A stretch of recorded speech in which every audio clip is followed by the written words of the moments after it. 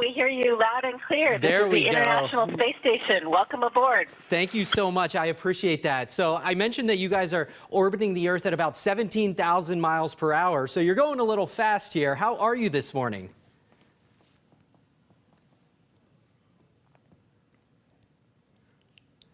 Doing great. We're actually on London time, so we've been up and at it for a while today, and we've gotten a lot of experiments and station maintenance done already. It's been an awesome day in space.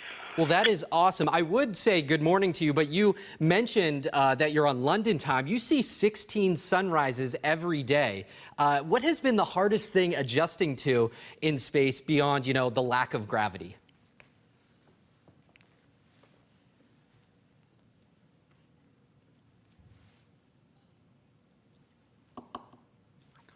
Well, I have a family back home, and I say being without them, waking up and going to bed every night without being able to see them physically has been the biggest challenge. But, being up here is a sacrifice for everyone, and that's been the biggest sacrifice for me. Now, you guys have an incredibly unique perspective. Only about 563 people have ever been in space, and even fewer aboard the International Space Station. What's it like to see home, Dr. Glover, or Commander Glover? You mentioned you see home and you miss your family. What's it like to see home out that window, and does that view ever get old?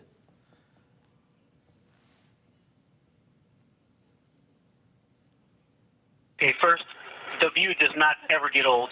It is spectacular. I love to be there in the twilight when the sun is coming up or when it's going down. It is just breathtaking and spectacular. But even being over we're over the ocean a lot, the open ocean. And as a Navy guy, I really connect with the ocean. But the blue ocean, the beautiful colors of the lands, the plains, the desert, it is just striking to see it as it is, and not on a map or seeing a rendition, but with your own eyes at the appropriate scale. It is truly a life-changing view.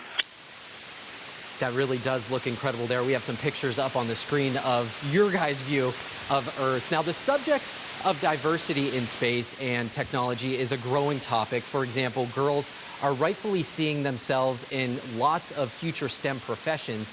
Both of you are big role models to so many. What advice do you have for them as they explore their future?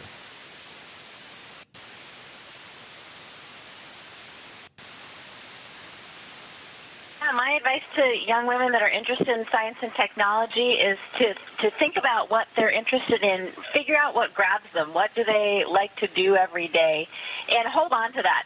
There's a lot of people out there that are going to say, hey, this is too hard, you shouldn't be doing this, maybe give you the feeling, not overtly, but give you the feeling subtly that you don't belong here.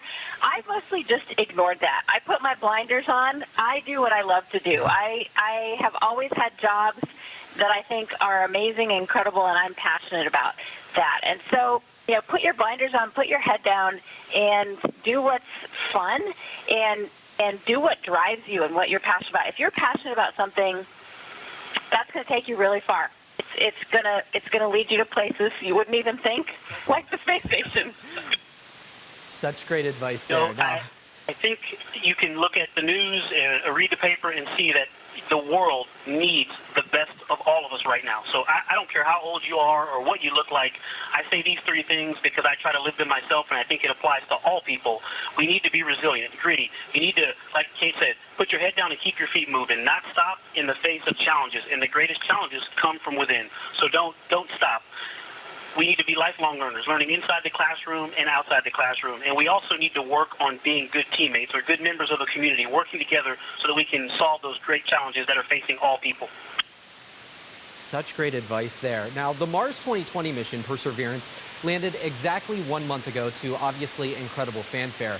What was the reaction like aboard the International Space Station? Did you guys watch it like, a Super Bowl party or something?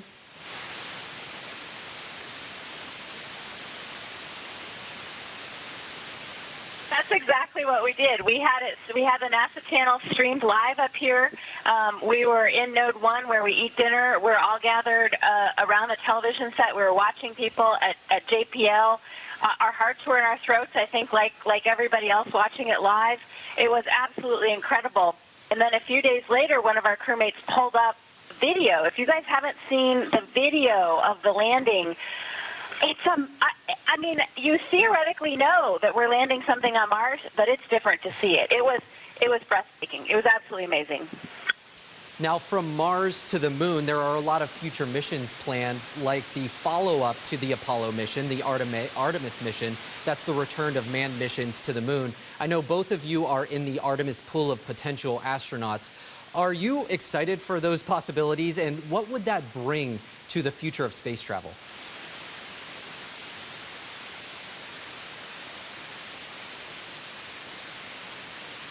You know, NASA wants to go back to the moon, but to stay, and that's very important so that we have a sustainable presence in lunar orbit. But then it also helps us lay the path to getting onto Mars and becoming a two-planet species.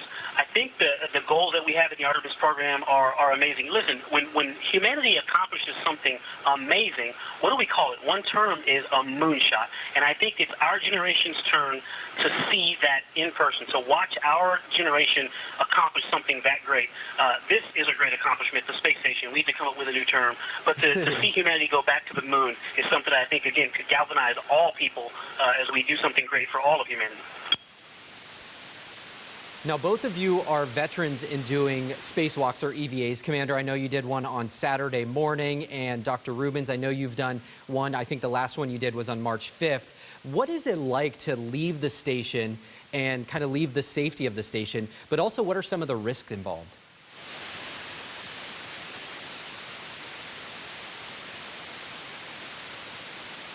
Yeah, spacewalks are quite a thing. It takes the entire crew to get ready for them, so it's not just the people in the spacesuits, it's those that are putting them in the suits, and we actually are in the suits for about 4 or 5 hours before we even depress and go out to vacuum. The suits are amazing. They're their own spacecraft, so they provide thermal cooling for the astronaut. They provide protection from temperatures from minus 200 to plus 200. Obviously, they have to provide micrometeor debris and their own source of oxygen. They're really incredible, capable vehicles.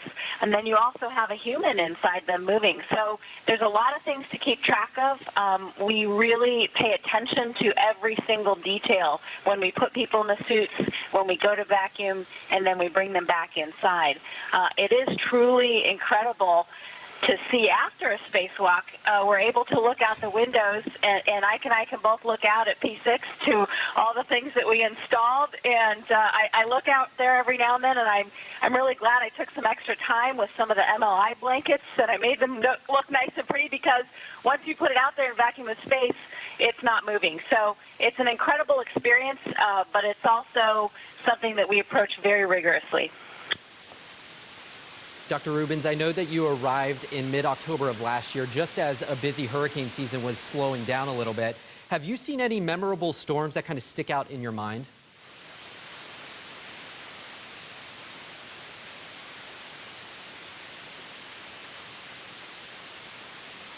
Yeah, we do. We always watch when we're going over Houston. We watch the Gulf Coast and we watch Florida.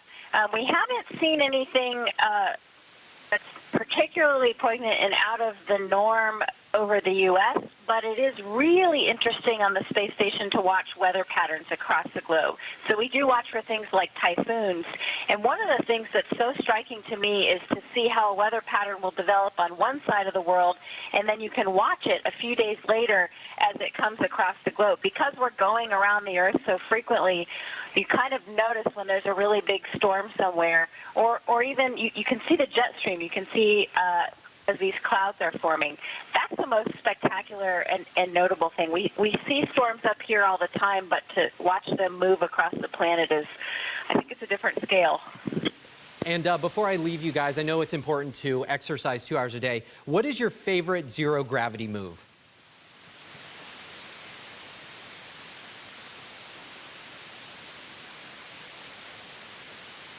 Listen, deadlifts are awesome on Earth. They're also awesome in zero gravity. We have an amazing machine up here. One of my favorite machines up here is our advanced resistive exercise device. It allows us to do the moves you do with, when you're weightlifting, even though we can't use weights. It uses a vacuum cylinder to create the resistance, and deadlifts are awesome in microgravity. You can really focus on form. I guess I'm not going to get a flip out of you guys, but I appreciate your time. Dr. Kate Rubins, Commander Victor Glover, thank you so much for your time. Be safe, and Godspeed to you guys. Now, there they go. There they go. I love it.